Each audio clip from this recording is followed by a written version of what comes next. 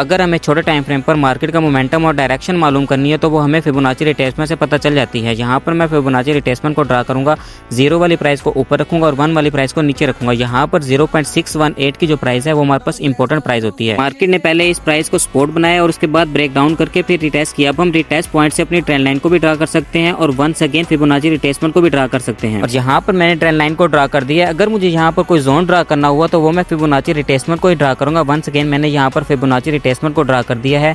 1 वाली प्राइस को मैंने नीचे रखा है और 0 वाली प्राइस को ऊपर रखा है और यहाँ पर 0.618 की जो प्राइस है वो हमारे पास इंपॉर्टेंट प्राइस है। मार्केट ने इस प्राइस को सपोर्ट बनाया, ब्रेक डाउन किया और फिर इसको रिटेस्ट किया। अब रिटेस्ट पॉइंट से मैं दोबारा ट्रेंड लाइन को ड्रा करूंगा और यहाँ पर मैंने ट्रेंड लाइन को ड्रा कर दिया और आगे की तरफ ड्रैग कर दिया है और यहाँ से हमें पता चलता है कि मार्केट में लो का मोमेंटम है और यहाँ पर नीचे की साइड पर जो हमारे पास फेयर वैली गैप है और मार्केट ने आगे जाकर इस फेयर वैली गैप को भी ब्रेकआउट कर दिया, इसलिए यहाँ पर हमारे पास ये रिटेस्ट पॉइंट नहीं है। ये ऊपर वाला जो फेयर वैली गैप है वो हमारे पास रिटेस्ट पॉइंट है। यहाँ पर IIVG की प्राइस इंपॉर्टेंट क्यों है? क्योंकि इसी प्राइस पर ट्रेंड लाइन भी कनेक्ट हो रही है और वंस अगेन यहाँ पर अगर मैं फिबोनाची रिट्रेसमेंट को ड्रा करूँ तो 1 की प्राइस को नीचे रखूंगा और 0 की प्राइस को ऊपर रखूंगा और अगेन 0.618 की प्राइस हमारे पास इंपॉर्टेंट है और इसी प्राइस पर फेयर वैली गैप भी है जो आगे जाके इनवर्स फेयर वैली गैप कहलाएगा, जो कि ग्रीन कैंडल के ऊपर इनवर्स फेयर वैली गैप है और ये इनवर्स फेयर वैली गैप और 0.618 की प्राइस हमारी पॉइंट ऑफ एंट्री होगी। तो हमें यहाँ पर वेट करना पड़ेगा और मार्केट अगर यहाँ से हाई क्रिएट करती है और ऊपर येलो वाले एरिया को ग्रैब करती है तो हमारी यहाँ से कौन सी डायरेक्शन की एंट्री होगी? हमारी यहाँ से डाउन डायरेक्शन की एंट्री होगी और मार्केट यहाँ से इसी प्राइस से रिवर्सल लेगी और मार्केट में लो का मोमेंटम आएगा। लेकिन यहाँ पर हमारी जो एंट्री होगी वो सेफ्टी मार्जिन के साथ होगी, क्योंकि यहाँ पर जो 0.618 की प्राइस है वो थोड़ी ऊपर है, लेकिन यहाँ पर मैं सेफ्टी मार्जिन के साथ एंट्री नहीं लगा सका, जिसकी वजह से मेरी ट्रेड रिफंड हो गई है। इसलिए यहाँ पर मैं वंस अगेन 0.618 की प्राइस से दोबारा एंट्री लूंगा सेफ्टी मार्जिन के साथ। इसी प्राइस से मार्केट में लो का मोमेंटम आएगा। पॉइंट ऑफ एंट्री फाइंड करना और सेफ्टी मार्जिन के साथ ट्रेड लेना यहाँ पर हमारे पास इंपॉर्टेंट हो जाता है।